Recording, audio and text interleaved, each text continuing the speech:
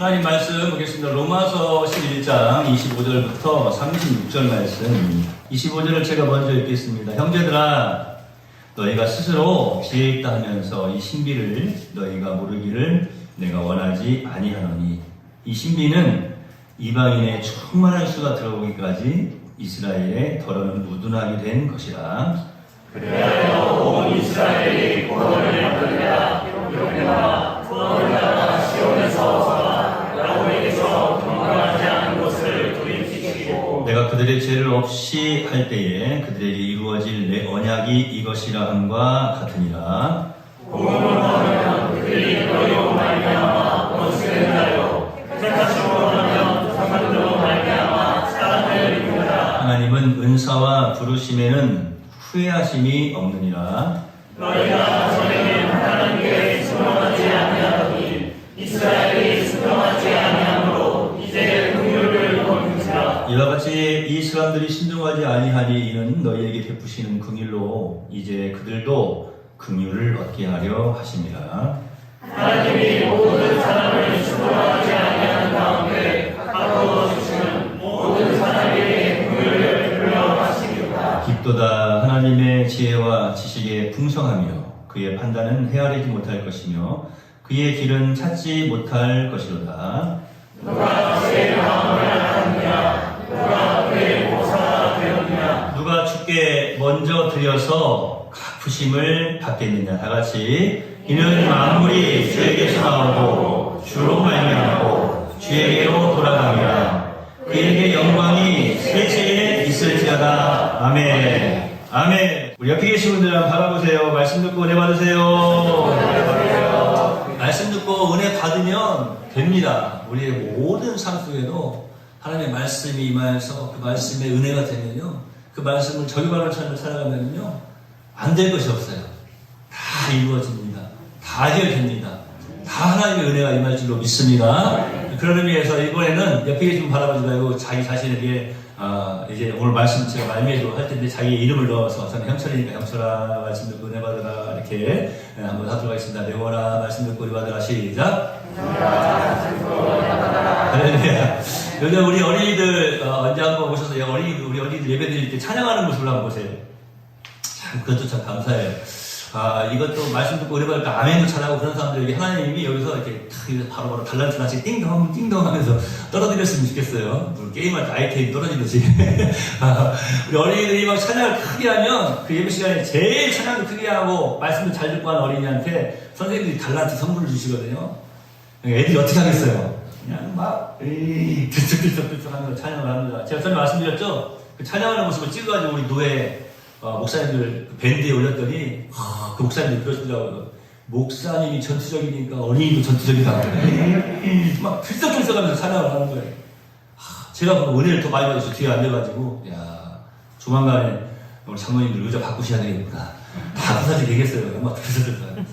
오늘 또 기쁨으로 말씀 듣고 은혜 받으시고 모든 여러분의 삶 속에서 놀라운 은혜의 삶이 넘쳐나기를 축복하고 축복합니다. 할렐루야. 지금까지 제가 몇 주에 걸쳐서 이 복음이 무엇인지를 말씀을 드리고 있어요. 복음은 하나님의 능력이고 하나님의 은혜이며 하나님의 사랑임을 살펴보았습니다. 다 같이 한번 마음에 새기면서 따라해 봅시다. 복음은 하나님의 능력입니다. 복음은 하나님의 은혜입니다. 복음은 하나님의 사랑입니다. 제가 이제 지금까지 전해드린 말씀을 토대로 여러분한테 질문을 던지면 복음이 뭐라고요? 그러면 하나님의 능력이라고, 하나님의 은혜라고, 하나님의 사랑이라고, 이 정도는 대답하실 줄 알아야 돼요. 예. 그 정도도 대답 못하시면 어떻게 되겠습니까? 몇 주에 걸쳐서 제가 지금 말씀을 해드렸는데, 물론 여러분 자꾸 잊어버리셔야 돼요. 자꾸 잊어버리셔야 이 목사가 해먹고 또 해먹고 그럴 수가 있으니까 자꾸 잊어버리셔도 괜찮은데, 그래도 내가 예수 믿는 사람인데 복음이 뭔지는 알고 있어야죠. 제가 이제 오늘부터는 마지막으로 이 복음이 무엇인지 설명을 해드리려고 하는데, 이 복음은 하나님의 지혜예요. 오늘 말씀의 결론부터 제가 이제 우리가 함께 생각해 보도록 하겠습니다. 바울 사도가요, 구원의 비밀인 복음을 소개하면서 결론적으로 하나님의 지혜를 찬양하는 것으로 이제 끝맺음을 하고 있어요. 그러니까 원래는 뭐 그런 거 있잖아요. 우리가 어떤 말을 하더라도 말을 해요. 여러 가지 말을 하면서 정말로 중요한 것은 뭐라고 말합니까? 자, 결론적으로 이렇게 이야기 하잖아요. 아니 뭐 여러분도 그러잖아요. 어떤 사람이 말을 계속해. 결론이 뭐야? 말하고자 하는 게 뭐야? 뭐 이렇게 질문하기도 하잖아요. 근데 이 로마서에서 지금 쭉 계속해서 복음이 무엇이다, 복음이 무엇이다 쭉 설명을 했어요. 복음은 하나님의 능력이고, 복음은 하나님의 은혜고, 복음은 하나님의 사랑이다 쭉 설명을 하다가 이제 결론을 말하는 거예요. 그래서 결론적으로 복음은 하나님의 지혜다라고 말씀하고 있는 겁니다. 오늘 우리가 함께 읽었던 이 말씀 가운데 33절에 보면 깊도다 하나님의 지혜와 지식의 풍성하며 그의 판단은 헤아리지 못할 것이며 그의 길은 찾지 못할 것이로다. 이렇게 말씀하고 있습니다. 하나님의 지혜를 찬양하면서 끝을 맺고 있습니다. 여러분, 우리가 하나님의 그 섭리, 큰 말로는 경륜이라고 해요. 경륜이라고 하는 말, 한자 찾아보려면 힘드니까 처음부터 끝까지 다 계획해 놓으셨다 이렇게 생각하시면 돼요. 뭐 네이버 들어가서 찾아보지 마시고, 또 섭리는 뭡니까? 이것도 똑같은 말이에요. 처음부터 끝까지 하나님께서 다 계획하신 대로 이루어 가신다 그 말씀이에요. 우리가 이 하나님께서 계획해 놓으신 이 경륜과 또 이끌어 가시는 모든 섭리를 깨달으면 깨달을수록 우리가 하지 않을 수 없는 것이 딱 하나 있어요. 바로 하나님의 지혜를 찬양하는. 하나님의 지혜를 찬양하지 않을 수 없다라고 하는 거예요. 너무나 놀라운 거예요. 제가 전에 한번 엔돌핀하고 다이돌핀을 설명해 드리지 않았습니까? 엔돌핀도 우리 몸에서 막 생성이 되면은 막 우리 몸에 있는 암세포도 막 몰아낸다고 하잖아요. 그런데 엔돌핀보다 5,000배 더 강력한 것이 있는데 바로 다이돌핀이라고 했어요. 그 다이돌핀이 우리 몸에 어떻게 생성된다고 했어요? 예? 감동을 받을 때, 내가 감동을 받을 때. 오늘도 말씀 듣고 감동 많이 받으세요. 그러면 우리 몸에 있는 악하고 더러운 것들도 다 사라지지만 우리 삶 속에 있는 어두운 것들도 다 사라진다니까요.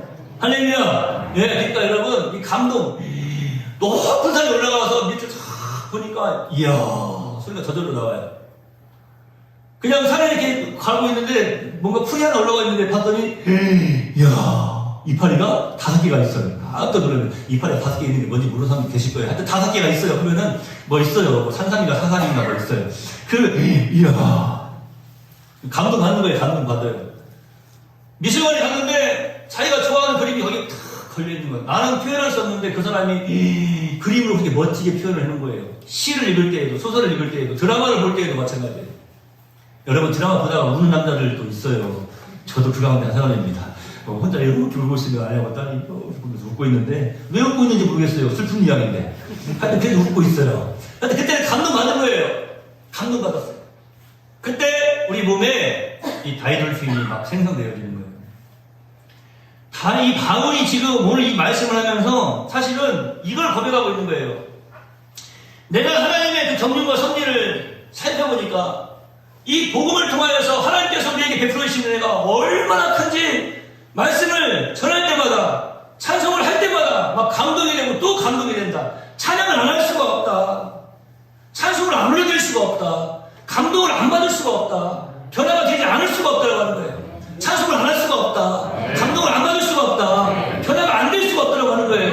그러니까 막 하나님의 지혜를 막 찬송하고 있지 않습니까? 누가 주의 마음을 알았느냐? 누가 그의 모사가 되었느냐? 바울 사도가 계속 질문합니다. 누가 주께 먼저 드려서 갚으심을 받겠느냐? 이게요, 이 한글 성경만 이렇게 쭉 읽어보면은 이해하기가 쉽지가 않아요. 이게 무슨 말이야? 네, 제가 이렇게 설명을 해드릴게요. 지금 바울이 복음에 대해서 쭉 설명을 하면서 하나님께서 우리에게 이 복음을 허락하신 거, 예수님을 허락하신 것을 쭉 설명을 하면서 너무 감동이 된 거예요. 그런데 이 받은 은혜를 한번 곰곰이 생각해 보니까 아 그렇구나. 우리가 한 것이 하나도 없어. 내가 한 것은 하나도 없어. 제가 앞 시간에 여러 번 말씀드렸죠. 내가 한 것은 하나도 없는데 하나님께서 이렇게 나에게 이 은혜를 베풀어 주시는구나. 그러니까 막 지혜를 막 찬송하다 보니까 내가 이렇게 지혜를 찬송할 수 있는 것 이것 또한 주님의 은혜네. 그러니까 누가 주께 먼저 드려서 갚으심을 받겠느냐 그랬어요. 여러분 하나님께 먼저 드려서 하나님께서 마치 갚아주시는 것처럼 우리가 받을 수 있는 게 있겠습니까? 적어도 이제 우리 여러 성도들 가운데에는 그 정도는 알고 계시죠? 이제 이 말씀이 좀 수준이 좀 올라가 있으셔야 돼요. 오늘도 혹시 여기 예배드리러 오시면서 내가 오늘 예배 안 드리면 한 주간 내내 다음 주에 재수가 없을 것 같아. 그래가지고 오늘 예배드리러 오셨다면 그 사람은 빵점이라니까요. 내가 오늘 예배 안 드리면 뭐가 좀 잘못된 것 같아. 그래가지고 예배드리러 오신 분들은요, 지금 빵점이에요. 빵점짜리 예배예요. 내가 오늘 예배 안 드리면 이번 주 안에 병들어 죽을 것 같아. 그래서 예배드리러 오신 분이라면 빵점이에요.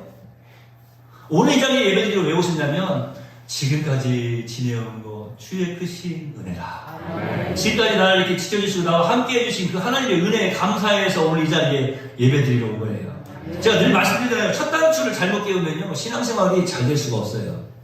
첫 단추 잘못 깨우면 옷 입은 그 매무씨가 얼마나 웃기게 하겠습니까? 여러분, 신앙생활의 첫 단추를 잘 깨셔야 돼요. 여러분이 예수 믿고 신앙생활하고 오늘 예배 드리는 거요, 여러분의 힘으로 하는 게 아니에요. 하나님께서 오늘 이 자리에 여러분을 불러주셨고, 여러분으로 하여금 믿음 주셔서 하나님께서 예수 믿게 하신 거예요. 여러분에게 복음을 전해주셔서 여러분이 지금 복음을 듣고 있는 거예요. 할렐루야. 그러니까 나된 것은 모든 것이 다 주님의 은혜다. 요즘 그냥 뭐 복음성가 가사 보면은 너무 은혜로운 가사들이 많지 않습니까? 참 모든 것이 은혜, 모든 것이 은혜. 내 삶에 당연한 것 하나도 없다. 모든 것이 은혜다라고 그렇게 고백하고 있는데요. 맞습니다. 그것을 깨달아 아는 사람이 참 지혜로운 사람이에요. 바울이 지금 그걸 말하고 있는 거예요. 우리가 무엇 하나라도 하나님께 먼저 은혜를 베풀어서, 자, 선물을 드려서 하나님이 그것을 받으시고, 나한테 선물을 이렇게 줬네? 나도 너한테 이렇게 줄게 하면서 우리에게 그 은혜를 갚아주신 적이 있느냐라고 하는 거예요. 아니, 그렇게 하나님으로부터 그 은혜를 우리로 하여금 우리에게 갚게 하실 수 있느냐라고 하는 거예요. 근데 이 이야기를 바울이 왜 하냐면요, 우리가 살아가면서 많은 부분에 있어서 이것을 혼동하고 있기 때문에 그러는 거예요. 마치 내가 이렇게 하면 하나님께서 기뻐하시고 나에게 베풀어 주실 거야, 갚아 주실 거야 라고 생각하는 데가 많다라고 하는 거예요. 근데 그건 어떻게 보면 빵점짜리라니까요. 물론 어쩔 때는 하나님께서 열심으로 그렇게 이끌어 가시기도 해요. 그런 마음도 주시기도 하고, 그게 또 교회를 섬기기도 하고 또 지혜의 일을 감당하기도 합니다. 그런데요, 나중에 지나서 깨닫고 보면은 모든 것이 하나님의 은혜. 우리 한국에도 보면 이제 신앙생활 하시는 분들 가운데 어떤 분들 이제 그렇게 물어봐요. 청년들이 학생들도 그렇게 물어봐요. 목사님, 장로교는 뭐고 감리교는 뭐고 성결교는 뭐예요? 뭘니? 이렇게 물어봐요. 그거는 신학의 차이야. 물론 교회에서는 그렇게 이야기하지 않는데 신학의 차이야라고 이제 설명을 하는데, 쉽게 말해서 이런 거예요. 우리 장로교는, 칼빈주의는 모든 것이 다 하나님께서 이끌어 주신 거예요. 이게 그래서 오늘 제가 말씀드렸죠. 오늘 나와서 예배 드리는 것도 사실은 하나님이 나를 불러주셨어. 그렇게 믿음으로 나와서 예배 드리는 거예요. 근데 이제 감리교나 성결교 쪽은 알미니아라고 하는 그런 신학사상이 있어요. 칼빈도 사람 이름이고 알미니안도 사람 이름이야. 그러니까 알미니아는 뭐냐면 하나님이 나를 불러주셨어. 그런데 나도 그러니까 하나님이 50, 내가 50. 그러니까 하나님 열심 50, 내 열심 50 해가지고 내가 오늘 이 자리에 예배드리 나온 거잖아. 그래서 나를 50 정도 집어넣어요. 그런데 제가 그런 이야기를 할 때 항상 이런 말씀 드려요. 저도 어렸을 때 성결교 재단에서, 성결교 교단에서 신앙생활을 했습니다. 저희 어머님도 성결교 권사님이시고. 그런데 제가 그래서 성결교 그 신학을 좀 많이 또 연구를 했어요. 그런데 성결교 신학에서 아주 굉장히 유명한 신학자 한 분이 계시는데, 그분이, 그 목사님이 돌아가시면서 이런 말씀을 하셨어요. 후배 제자들 앞에서 살아보니까 모든 것이 하나님의 계획대로, 하나님의 뜻대로 이루어지는 것이 맞네. 그 제자들이 그럴 때, 아니, 목사님 무슨 말씀하십니까? 교수님 지금 무슨 말씀하십니까? 우리 지금 어떤 신학사상하고 좀 다른 거 아닙니까? 그런데 그게 성경적이야 하고 돌아가셨어요. 살아보니까, 지금까지 지내와 보니까 지금 바울이 고백하는 것처럼 모든 것이 다 하나님의 은혜였어. 한번 축복합시다. 여러분, 이렇게 옆에 함께 앉아서 예배 드릴 수 있다는 것이 참 얼마나 큰 행복인지 몰라요. 뭐 가족들끼리 안 앉아 계셔도 가족들끼리 안 계시면 더 행복이죠. 정원희 집사님 집에서 효숙 씨한테 사랑한다고 고백 많이 하죠? 때때로 그러죠. 빼빼로예요? 빼빼로를 많이 하죠. 그래야 빼빼로. 이런 이야기가 맞으라고 하는데요. 그 이 시간에 예배드리러 나와가지고 눈을 탁 마주치면서 예수님 이름으로 사랑합니다. 그리고 물론 뭐 신혼의 그 기분은 안 들겠지만 그래도 조금 설레지 않아요, 효숙 씨? 그래, 끄덕끄덕 하는데 조금 인상을 쓰긴 하네. 함께 모여서 이렇게 예배 드릴 수 있다고 말하는 거, 사랑한다고 고백할 수 있는 거는요, 굉장히 귀한 거예요. 여러분 살아가면서, 여러분 주변에서 한 주간 동안 누군가 나에게 와가지고 사랑합니다라고 고백하는 사람들이 몇 명이나 있어요. 목사님 저도요, 물론 저는 이제 식사기도 끝나고 그러면 무조건 앞에 있는 사람한테 예수님의 이름으로 사랑합니다, 항상 건강하세요, 행복하세요 하고 밥을 먹지만, 목사님 저도요, 식사기도 외에 다른 누가 와가지고, 목사님 사랑합니다, 항상 건강하세요, 행복하세요, 예수님 이름으로 사랑합니다. 이렇게 고백하는 사람들이 없어요. 사랑한다고 하는 말을 쉽게 못 들어요. 그런 의미에서 다시 한번 옆에 계시면 바라봅시다. 한번 바라봐요. 사랑합니다. 당신이 하나님의 은혜를 입은 자입니다. 내가 무엇인가 해서 하나님이 지금 나에게 은혜를 베풀어 주신 것이 아니다라고 하는 거예요. 그래서 바울 사도가 지금 그렇게 고백하고 있는 겁니다. 구약 성경에 보면 이사야에 있는 말씀을 우리가 한번 살펴보면은 이사야서 55장 8절에 이런 말씀이 있어요. 여호와의 말씀이 내 생각은 너희 생각과 다르며 내 길은 너희의 길과 달라서 하늘이 땅보다 높음같이 내 길은 너희의 길보다 높으며 내 생각은 너희의 생각보다 높으니라라고 말씀하고 있어요. 우리의 생각보다 깊으니라라고 우리 하나님은 분명히 말씀을 해주고 계십니다. 바울은 이 말씀을 깨달아 안 거예요. 그것을 깨달아 아는 순간 막 감동이 된 거예요. 그래서 이렇게 찬송하는 겁니다. 아, 깊도다. 하나님의 지혜와 지식의 부요함이요. 성경을 보면은 이제 성경도 이제 개정 성경도 벌써 네 번째 수정을 했어요. 한글도. 그런데 이번 성경에 보면 풍성함이라고 이렇게 표현을 하고 있어요. 근데 그 이전에 또 성경에 보면은 부요함. 저는 풍성함이라고 하는 말도 물론 좋아요. 풍성함. 근데 풍성함이라고 하는 말보다 더 이 부요함이라고 하는 말이 마음에 와닿는 것 같아요. 하나님의 은혜를 깨달아 가시고 하나님의 지혜와 그 지식의 부요함이 여러분에게 충만하기를 예수님의 이름으로 축복합니다.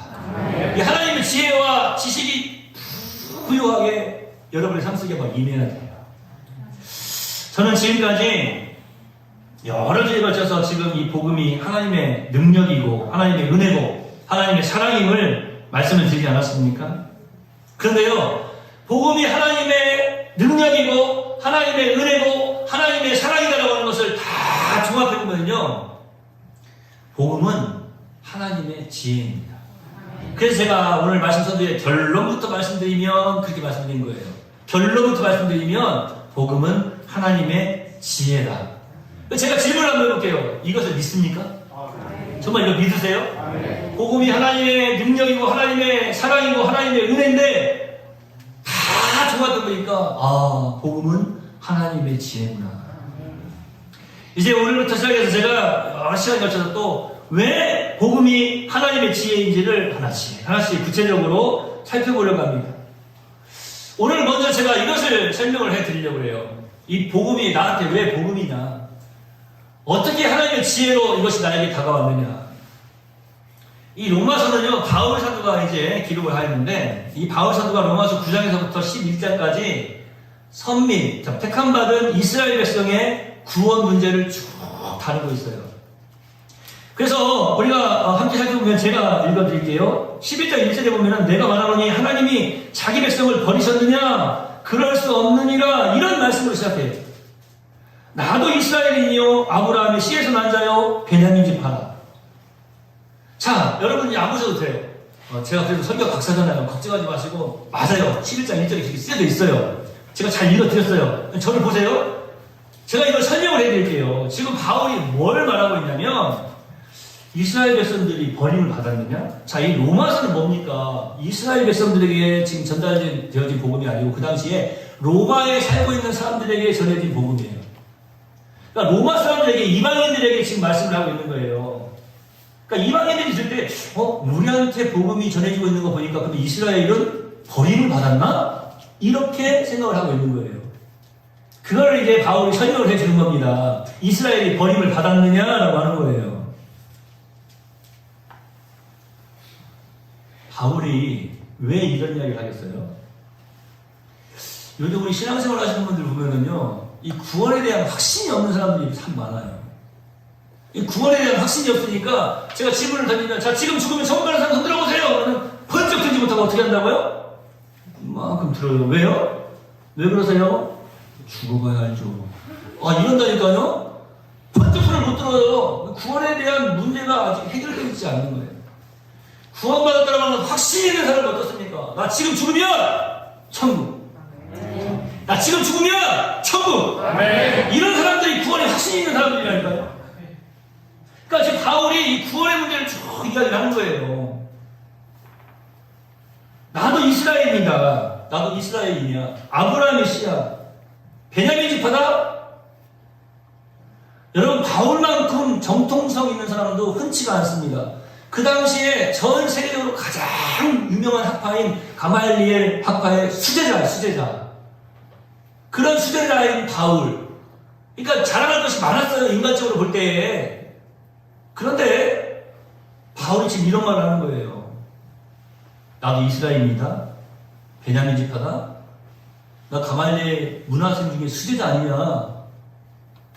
그런데 바울이 이 말을 왜 하냐면 로마인들에게도 자기가 누구인지를 설명을 해주고 싶은 거예요. 자, 보세요. 바울이 어떤 사람이었습니까? 바울이 되기 전에 사울이었을 때 이 사울 청년이 누구였습니까? 제가 지난 시간에 말씀드린 것처럼 철두철미하게 예수님을 배척하고 예수 믿는 사람들을 잡아 죽이는데 앞장섰던 사람 아닙니까? 심지어는 자기 친구까지도 돌에 맞아 죽는 일에 앞장섰어요. 증인을 섰어요. 그 스데반이 돌에 맞아 죽지 않습니까? 이렇게 철두철미하게 예수 믿는 사람을 잡아 죽였던 그러한 사람 아닙니까? 그럼에도 불구하고 나 같은 놈도 하나님이 선택해서 예수 믿고 구원받게 해 주셨다라고 하는 것을 바울이 말하고 있는 거예요. 이런 사실을 보면 바울이 지금 뭘 말하고 있어요? 나 자신만 봐도 하나님께서는 자기 백성을 결코 버리시지 아니하신다는 말씀이에요. 그러니까 나 이스라엘입니다. 나 베냐민 지파야, 알지? 그 쭉 자기를 설명하고 있잖아요. 복의 대명사인 아브라함의 씨에서 난 자야. 그런데 내가 알지 못하고 예수 믿는 사람을 잡아 죽였어. 그에게 앞장섰어. 그러니까 나는 바울의 표현대로 죄인 중에 괴수야. 그럼에도 불구하고 나 같은 사람도, 나 같은 죄인도 하나님이 선택해 놓으시고 하나님의 자녀로 불러주셨다고 하는 거예요. 그 말은 무슨 말인가 하면 하나님은 결코 나를 버리시지 않으신다. 오늘 우리 청년들 찬양 예배 전에 찬양하면서 제 설교 노트 읽어봤어요? 내 설교 노트를 다 읽어보신 것 같아요. 장로님들, 기도하시는 장로님들도 설교 노트를 다 읽어보신 것 같아요. 오늘 이 말씀을 하실 때 어떻게 하면 그 찬양을 했어요? 하나님 한 번도 나를 실망시킨 적 없으시고 언제나 공평과 긍휼로 나를 붙드시니 오 신실하신 주, 오 신실하신 주. 할렐루야. 네. 하나님은 결코 자기 백성을 버리시지 아니하신다. 이 말씀을 지금 바울이 하고 있는 거예요. 그러면서 뭐라고 말하냐면 이스라엘이 버림당한 것 같냐? 아니다. 하나님은 이스라엘을 버리시지 않으신다. 자기 백성을 버리시지 않으신다. 그래서 이스라엘에게 희망이 있다라고 말씀하고 있는 것입니다. 여러분, 하나님이 자기 백성을 버리신다고요? 절대 그럴 수 없습니다. 하나님이 내월교회를 버리셨습니까? 절대 그럴 수 없습니다. 하나님은 자기 백성을 절대로 버리시지 않으세요. 이 시간에 앞에서 말씀드린 것처럼 자기 이름을 넣어가지고 한번 고백을 해봅시다. 하나님이 형철이를 버리셨느냐? 그럴 수 없느니. 이렇게 하는 것처럼 하나님이 내월이를 버리셨느냐? 그럴 수 없느니라. 이걸 알아야 돼요.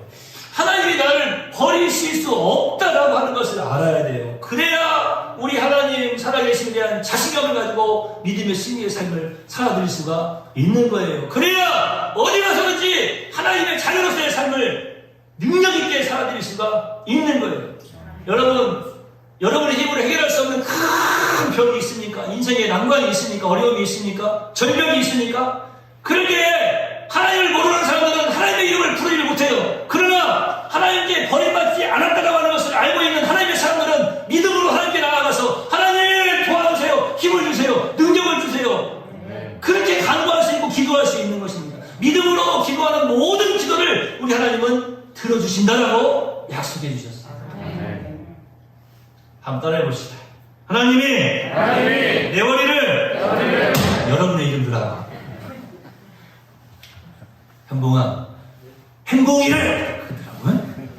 다 같이 한번 하나님이 내 원리를 버리셨느냐? 그럴 수 없느니라. 기도합니다. 하나님 감사합니다.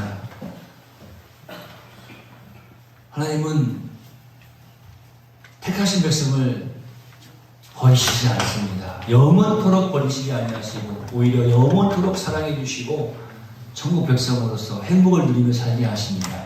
이 땅에 살면서도 이 하나님의 은혜를 깊이 깨달아 알고 또 그 하나님의 지혜를 복음으로 말미암아 날 택하신 그 지혜를 깊이 깨달아 알고 늘 감사와 찬송과 영광을 올려드리는 하나님의 자녀로서의 삶을 잘 살아드리게 하여 주시옵소서. 예수 믿습니까? 라고 질문을 던져보았습니다. 구원 받았습니까? 라고 질문을 던져보았습니다.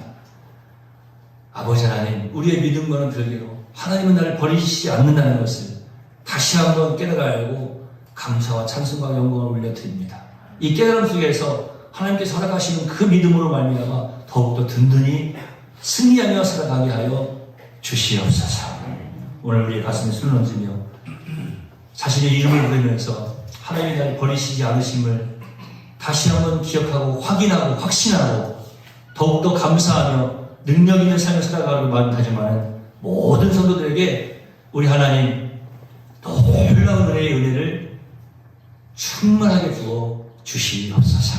예수님의 이름으로 걸어가신 아버지 하나님께 기도합니다. 아멘. 우리 다 같이